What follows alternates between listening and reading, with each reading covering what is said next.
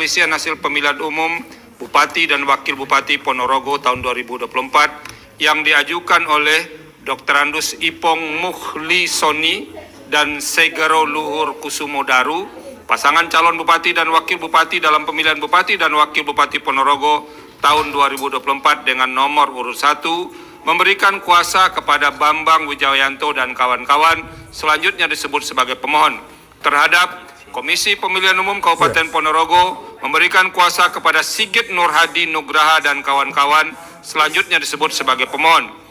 2. Sugiri Sancoko dan Lis Diarita, pasangan calon Bupati dan Wakil Bupati dalam pemilihan Bupati dan Wakil Bupati Ponorogo tahun 2024 nomor urut 2, memberikan kuasa kepada R. Indra Priyangkasa dan kawan-kawan, selanjutnya disebut sebagai pihak terkait. Membaca permohonan pemohon dan seterusnya dianggap telah diucapkan, duduk perkara dan seterusnya dianggap telah diucapkan.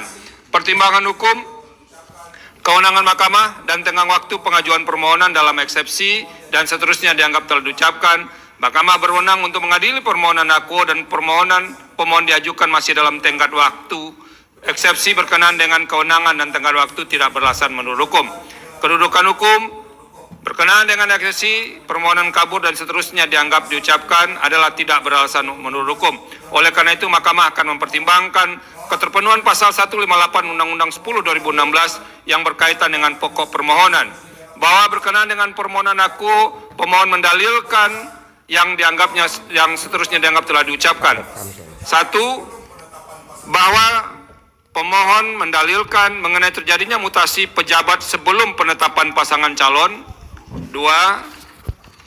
Bahwa pemohon mendalilkan adanya penggunaan dokumen yang tidak sah, terutama berkaitan dengan ijazah S1. 3. Pemohon mendalilkan mengenai penyalahgunaan kewenangan menggunakan APBD untuk mengkonsolidasikan para ketua RT melalui organisasi Baret Merah dan selanjutnya dianggap telah diucapkan. Setelah persidangan, semua dalil-dalil yang dikemukakan oleh para pemohon dinyatakan tidak beralasan menurut hukum. Berdasarkan seluruh pertimbangan hukum tersebut di atas, Mahkamah tidak mendapatkan keyakinan akan kebenaran dalil-dalil pokok permohonan pemohon. Oleh karena itu, terhadap permohonan akuo tidak terdapat alasan untuk mengesampingkan ketentuan pasal 158 Undang-Undang 10 2016 yang berkaitan dengan kedudukan hukum pemohon dan selanjutnya dianggap telah diucapkan.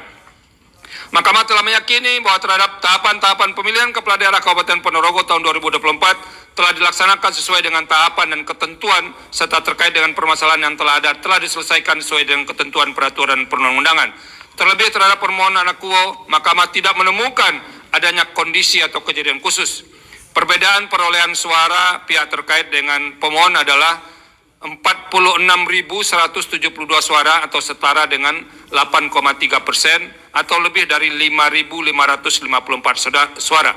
Menimbang bahwa berdasarkan pertimbangan hukum di atas, pemohon tidak memiliki kedudukan hukum untuk mengajukan permohonan akuo. Dengan demikian, eksepsi termohon dan eksepsi pihak terkait bahwa pemohon tidak memiliki kedudukan hukum adalah beralasan menurut hukum dan selanjutnya dianggap telah diucapkan. Konklusi dianggap telah diucapkan.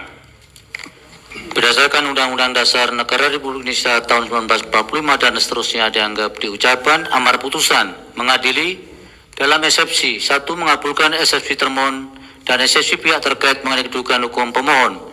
2. Menolak eksepsi termohon dan eksepsi pihak terkait untuk selain dan selebihnya. Dalam pokok permohonan menyatakan permohonan pemohon tidak dapat diterima.